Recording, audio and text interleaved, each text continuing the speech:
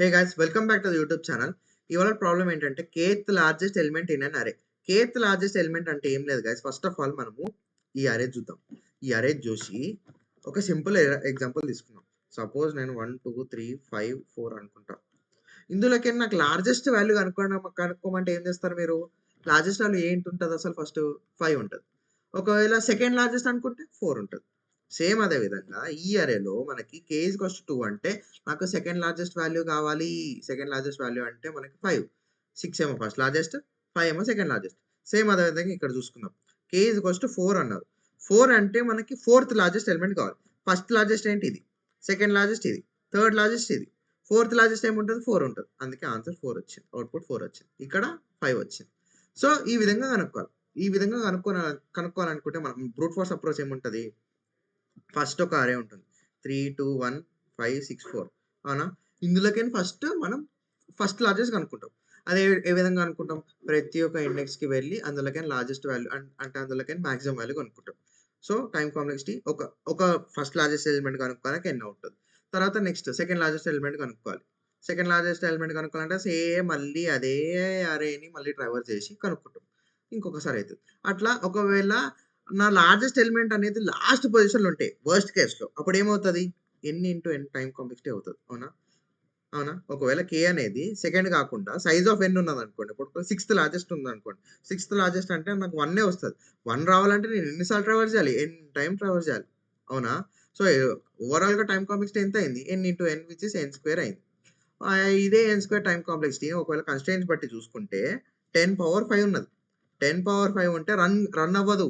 మనకి ఒకవేళ 10 పవర్ 4 కంటే తక్కువ 10 పవర్ 4 అంటే 10,000 వాల్యూస్ కంటే తక్కువ ఉంటే అరేలో అప్పుడు మాత్రమే బిగ్ ఆఫ్ n స్క్వేర్ అనేది రన్ అవుతది. ఓకే. సో, ఇక్కడ చూసుకుంటే మనకి n స్క్వేర్ రన్ అవ్వదు. Big of n square run అవ్వదు. సో, మళ్ళీ వేరే అప్రోచ్ ఏముంటది? సింపుల్ అప్రోచ్ ఉంటది. ఏం తెలుసా? మనకి క్వెషన్‌లో ఏమున్నది? లార్జెస్ట్ ఎలిమెంట్ కావాలి. లార్జెస్ట్ ఎలిమెంట్ ఎక్కడ ఉంటది గైస్? ఒకవేళ అరేని నేను సపోజ్ ఈ అరేని నేను సార్ట్ చేసుకున్నాను అనుకోండి. 1 2 3 4 5 6 ఓకే. kth largest element. సరే ఈ కేస్‌లో సెకండ్ లార్జెస్ట్ ఎలిమెంట్ కనుక్కోవాలి. సెకండ్ లార్జెస్ట్ ఎలిమెంట్ కనుక్కోవాలంటే ఏం చేస్తాను నేను? వెనక నుంచి వస్తా. రైట్ సైడ్ నుంచి వస్తా. ఇది ఫస్ట్ లార్జెస్ట్ అయితది. Second largest will be the second index. అంటే రైట్ నుంచి సెకండ్ పొజిషన్‌లో ఉంటది. అది రిటర్న్ చేస్తే సరిపోతది. అవునా? సో, ఇప్పుడు దీని టైమ్ కాంప్లెక్సిటీ ఎంత అయితది? ఫస్ట్ సార్ట్ ఔట్ చేయడానికి ఎంత? n log n అవుతది. తర్వాత ట్రావర్స్ చేయడానికి n అవుతది. ఓవరాల్‌గా టైమ్ కాంప్లెక్సిటీ ఎంత? n log n అవుతది. అవునా?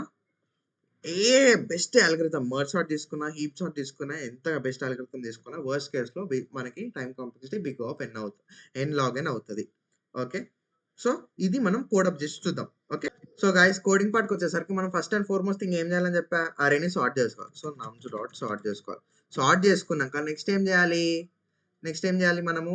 మన లా స kth లార్జెస్ట్ వాల్యూ తీసుకోవాలి. kth లార్జెస్ట్ వాల్యూ ఎట్లా తీసుకోవాలని చెప్పాను కదా! రైట్ నుంచి ఆ పర్టిక్యులర్ ఇండెక్స్‌కి వెళ్తే సరిపోతది. మనం ఫర్ లూప్ కూడా అవసరం లేదు. డైరెక్ట్ ఇండెక్స్ వాల్యూ బట్టి తీసేసుకోవచ్చు. సో, రిటర్న్ నమ్స్ ఆఫ్ రైట్ నుంచి తీసుకోవాలి కాబట్టి -k. ఇప్పుడు సబ్మిట్ చేస్తే కరెక్ట్ అయిపోతది. యెస్. మన సొల్యూషన్ యాక్సెప్టెడ్. గైస్ ఇంత చిన్న సొల్యూషనా అనుకుంటారా? కాదు. ఇందులో డీటెయిల్‌గా ఇంకొక సొల్యూషన్ ఉన్నది. దాన్ని హీప్స్‌తోని క్లియర్ చేస్తారు. ఆ హీప్స్ అంటే ఏందో ఇప్పుడు మళ్ళీ క్వెషన్ ఎక్స్‌ప్లనేషన్ పార్ట్‌కొచ్చి చూద్దాం. Hey guys! నేను ముందే చెప్పాను కదా గైస్! ఇందులో ఈ క్వెషన్‌కి నేను హీప్ వాడాలి అని చెప్పాను కదా గైస్! అయితే ఈ క్వెషన్‌కి హీపే ఎందుకు వాడాలి? ఆ క్వెషన్‌కి ఆన్సర్ చూసుకుందాం ఫస్ట్ ఆఫ్ ఆల్. ఏందంటే ఎప్పుడైనా సరే మనకి ఒక క్వెషన్‌లో నేమ్‌లోనే కేత్ లార్జెస్ట్, కేత్ స్మాలెస్ట్ అనే వర్డ్స్ వస్తే అప్పుడు సింపుల్‌గా హీప్స్ వాడాలి. ఎందుకు వాడాలో నేను చూపిస్తా.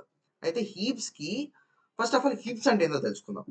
ఓకే. నేను హీప్స్ అనే కాన్సెప్ట్ కొంచెం డీప్‌గా ఉంటది. నేను అంతా మొత్తం కవర్ చేయను. అట్‌మోస్ట్ ఇంపార్టెంట్ మనకి ఏదైతే కావాల్సినో అవి మాత్రమే కవర్ చేస్తాను. ఎందుకంటే పైథాన్ మనకి ఒక గ్రేటెస్ట్ లాంగ్వేజ్. ఏంది?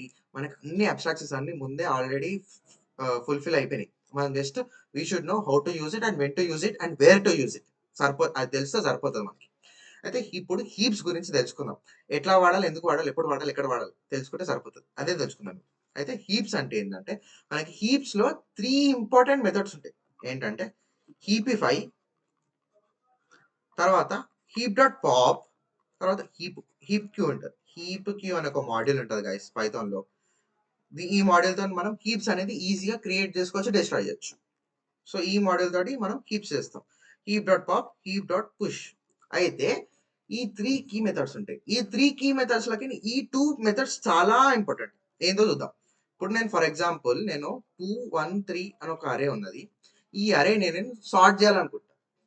వర్స్ట్ కేస్ టైం కాంప్లెక్స్ లో ఏమవుతుంది, n log n time complex తీసుకుంటది, అవునా?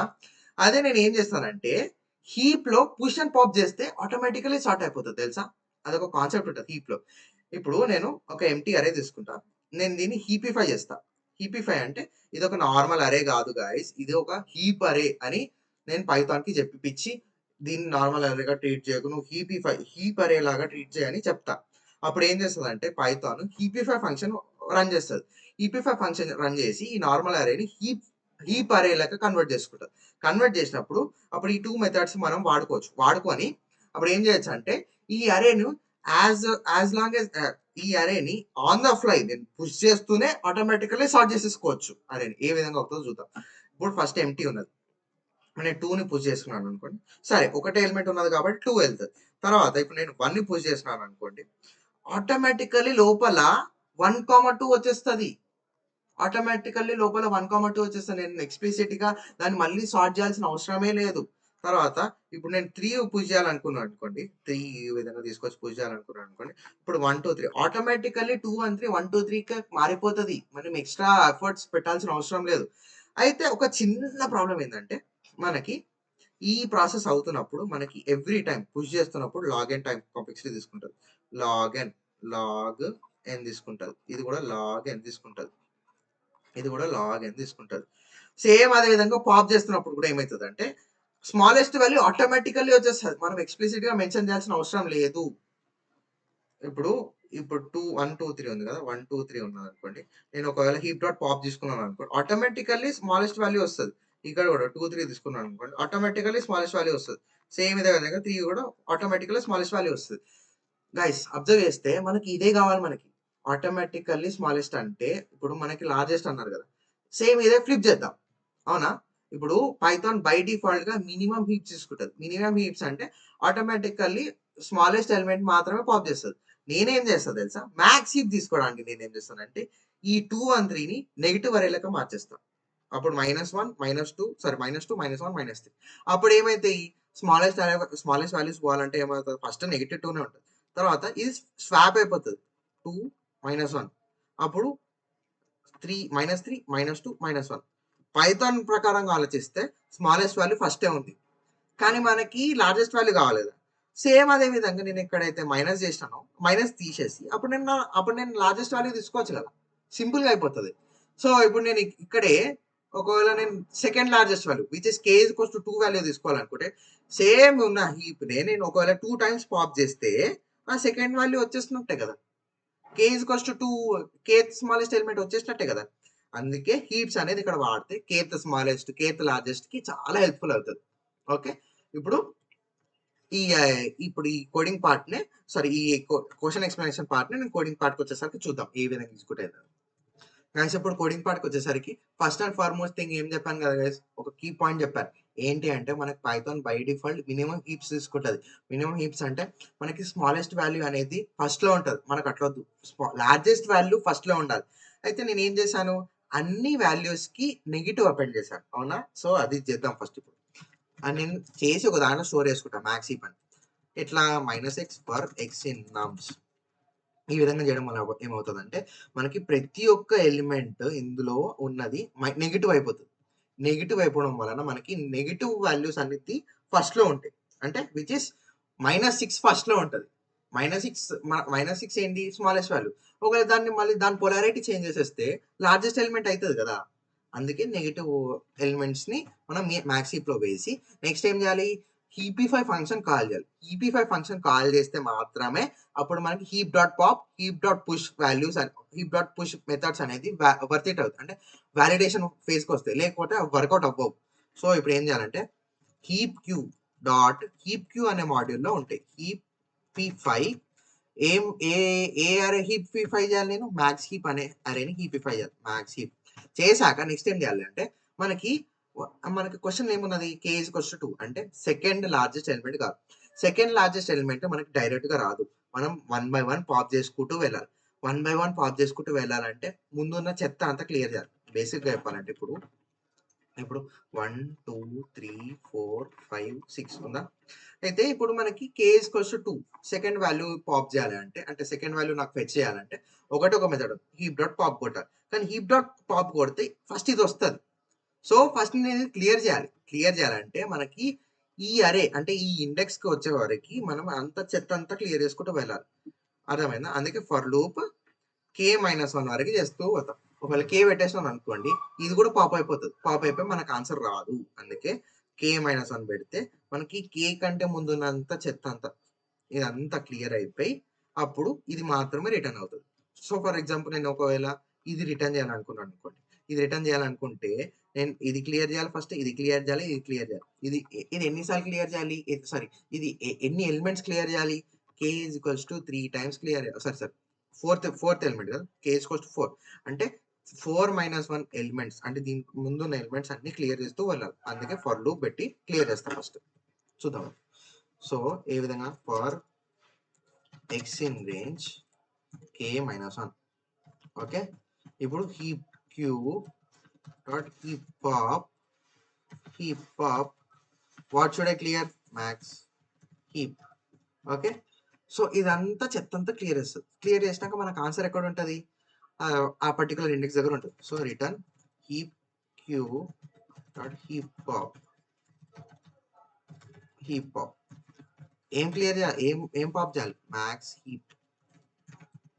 ఇప్పుడు సబ్మిట్ కొట్టి చూద్దాం ఆ కోడ్ కరెక్టా కాదా. Sorry max heap is equals to పెట్టడం మర్చిపోయినా. అందుకే మిస్టేక్ వచ్చింది. సబ్మిట్. రాంగ్ ఆన్సర్ వచ్చిందా? నేను అన్ని నెగిటివ్ ఉన్నాయి కదా, ఆ నెగిటివ్ని కూడా నేను పాజిటివ్ చేయాలంటే నెగిటివ్ సైన్ పెట్టేస్తే అప్పుడు పాజిటివ్ అయిపోతుంది. ఇప్పుడు పొలారిటీ చేంజ్ చేసేస్తే సరిపోతుంది. ఎస్. ఇప్పుడు మనం time complexity and space complexity of this particular question చూద్దాం.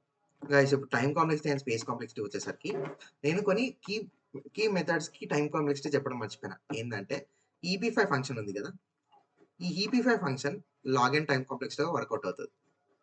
అండ్ నేను ఇంకొకటి వర్కౌట్ చేశాను. ఏంటంటే మనకి మ్యాక్స్ హీప్ అనేది ఒక అరే క్రియేట్ చేశాను.